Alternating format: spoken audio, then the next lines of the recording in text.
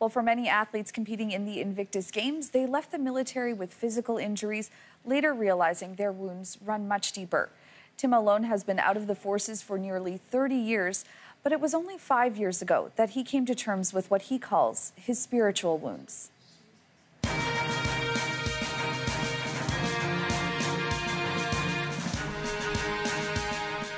Tim, you're from the Dene Nation in Northwest Territories. That's right, yes. You identify as an Indigenous veteran, yeah. But when you were serving in the 80s and 90s, you didn't identify as Indigenous. I wasn't so quick to identify.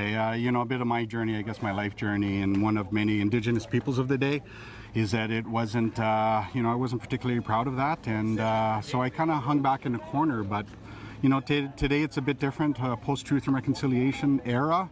A lot more people are coming out and just saying, yeah, I'm Indigenous, and it really is part of my therapy as well, just kind of realize it just forms up who I am, not so much shame, and more proud than anything. And you also reported to the Commissioner of the Truth and Reconciliation Commission. Yes, Justice Sinclair, now Senator Sinclair, was my boss, and just listening to the survivors share their truth and being, part of such a historic commission was life-changing, and listening to the survivors, right, share their truth and realize how much of their journey was my journey. Yeah.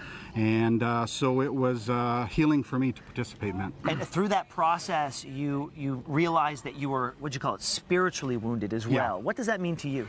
Well, I guess it forms a bit of my PTSD, and, as a child, a bit of childhood trauma. When I was with the Truth and Reconciliation Commission, realizing how many of the stories of the survivors was my story. And to be honest, a bit of my journey with the military was physically wounding. I left the military wounded, physically and spiritually as well. The commitment to sign on to the Invictus Games, to do this training, yeah. It's a big leap, and you initially were reluctant. Yeah. Why then sign on and say, yes, I'm going to go for it?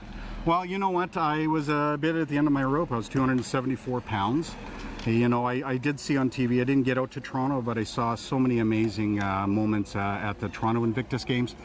And I thought, okay, I think I would like to apply, and here we are, a year later. Let's talk about that physical transformation, because you look terrific. Thank you. All right, so tell me, you get on that bike, you start training, how much weight have you lost, how do you feel?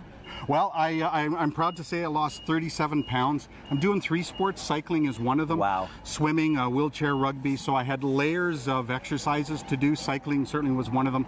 But I also had to train my upper body with wheelchair rugby and swimming as well. So how much working out have you been doing? What's your weekly routine been? Well, it was layers. I also had a kinesiologist, and personal trainers, kinesiologists. Peter Lawless, our coach, gave us some workouts. So we were able to manage 5 to 6 days a week. It was part of my healing journey. I really felt better after my workouts, and so I was really committed. And in all honesty, to be selected for the games, there was a bit of weight to make sure that I stepped up and did my part as well. Yeah. And lastly, what are you hoping you get out of this? What are you looking forward to? Well, it's been such a part of my healing journey. I'm here. I heard another team members say to get to the start line. So the start line is just a couple days away. I'm really proud of my team, the support, the love of my team. It's been an amazing journey, and I just look forward to participating and doing the best I can. Tim, I gotta say, it's an honor to meet you. It's an honor to hear your story.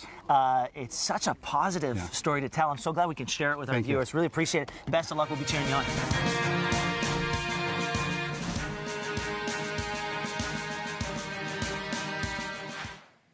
Certainly an inspiring story there. And tomorrow, we'll meet an Invictus athlete who was shot 7 times in combat and the man he credits with saving his life.